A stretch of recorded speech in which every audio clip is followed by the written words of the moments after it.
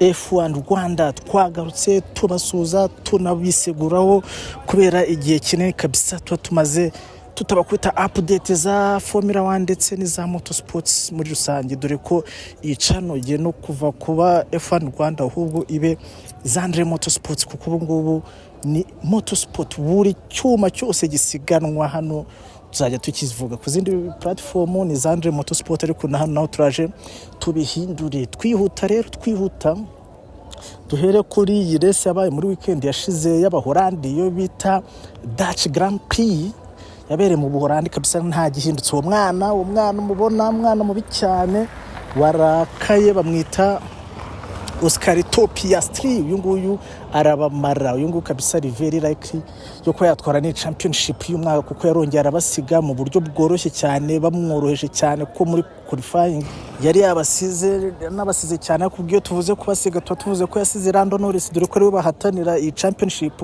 Max Verstappen asa nk'uwasigaye cyane. Uyu rendo baramusize rero aza ari ku mwanya wa kabiri, twitega yuko muri race ari cyo ari buze guhindura, ariko nyine atwarana ubugoryi cyane. Hari icyo bita cover pushing, imodoka yarayipushinga ageza kuri limit, iraguduka, ava muri race rero biza kumuviramo na DNF. Ubwo ku manota bamushaga bayongeyeho 25, biragoye Lando Norris, dore ngo uko ari kwivugira ngo nothing I can do. Yes, nothing you can do, ko nyine ibintu byawe wabyishe byose, reka umwana gutwarane championship. Kandi uyu Lando Norris bibutsa yuko yari we kongwe nyine muri McLaren, uyu nguyu yari we driver number 1. Rero iyo ngiyo nyuma y'iyo nkuru, hano hari inkuru ishyushye y'abanyafrika, Afrika tuzamuke kabisa.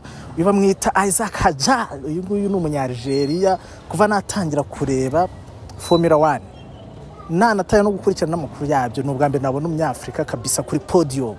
Uyu ni umunyafrika wa mbere kuri podium, sina benshi basiganwemo hano, kuko nawe ni wa mbere nabona agasiganwamo hano, ariko Ewana araprovinze, yaje ari uwa gatatu. Nyuma y'ibyo bintu byose yari yatangiye ari uwa gatanu, bamwe bagenda bavamo, nk'uwo Norris avuyemo abamusparinze umwanya umwe, ndetse nk'icyo yakoze ku buryo kabisa ataza gukora ubugoryi, kandi biza kurangira bipeye inzofu. Uyu rero bamwita Isaac Hajar kabisa, umunyarigeria, ariko agenda kuri passport y'Abafaransa kugira ngo amwemerere kuresingamo hano. Abazungura bazi n'ironda ruhu ryabo nyine, aba ari ibibazo bikomeye cyane. Hanyuma rero nyuma y'iyo race urabona ukuntu driver standing imeze. Norris tayari amanota 38 bamaze kuyamukubitamo, Piastri yamaze kuyamukubitamo, Verstappen arepfo cyane, buryo bamaze wambera kurusha amanota 108. Nta kintu wabikoraho. Russell ku mwanya wa 4 n'amanota 188, n'abandi baraho mu bisheke. Hanyuma team standing iyo McLaren yamaze kwitwara, ahubwo Ferrari na Mercedes ndetse na Red Bull bari gushaka uburyo nyine babona nabo barwanira umwanya wa kabiri. Hano no kurwanira umwanya, kuko igihembo nyine gihabwa ikipe ya mbere, kandi hano ni McLaren yamaze kukibatwara. Uremera ko ikipe ya kabiri n'iya gatatu ziteranyije amanota zitanganya na McLaren.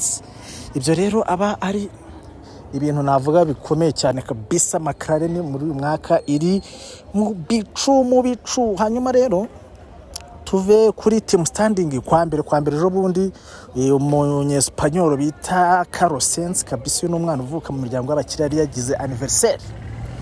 Avuka ku itariki ya 1 z'ukwa 9. Abantu mwese namwe muvuka ku itariki ya 1 z'ukwa 9, menya ko muvukira rimwe n'abana b'abakire, ariko bumvijana abantu bose bavutse ku itariki ya 1 z'ukwa 9 wabo baba baratenda ku bunani. Bavuze ko ku bunani abantu barigaragaje. Uburege kuri cyo ni iki? Ni Italian Grand Prix ibera aho bita Autodromo Nazionale Monza. Autodromo Nazionale Monza kabisa, saa kwitaho gaho niho ibera. Iyi ni Grand Prix ya kabiri y'Abataliyani, ikaba hano ari nko mu rugo kwa Scuderia Ferrari. Abafana ba Ferrari hano baba bakubise buzuye kabisa, baje kureba ikipe yabo ngo isiga ifite kabuhariwe bita Lewis Hamilton, ndetse n'umwana w'umumonegasque bita Charles Leclerc. Aba ni abashoferi beza, ariko bafite imodoka itari nziza. Abantu barebye F1 the movie, hari ahantu mu gihe amavuga ati ntabwo mfite imodoka ngo ariko mfite umudrive.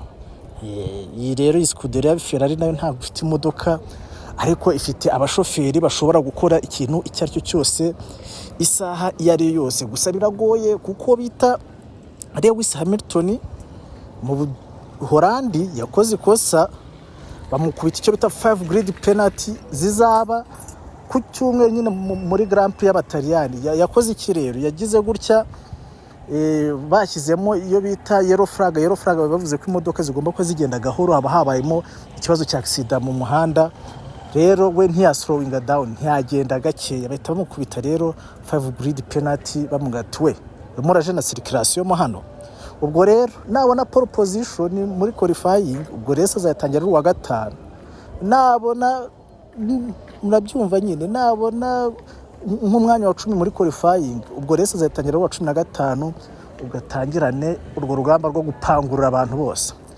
Nibyo rero, reka dukubitane aho bita Maranero. Maranero ni wabo waskudirefira, ahubwo duhurire Monza ku cyumweru abari saa 9 ziguruka. Gusa kwa gatandatu hari ngorari ya Sina Gerard, nenzababwira ibyabo.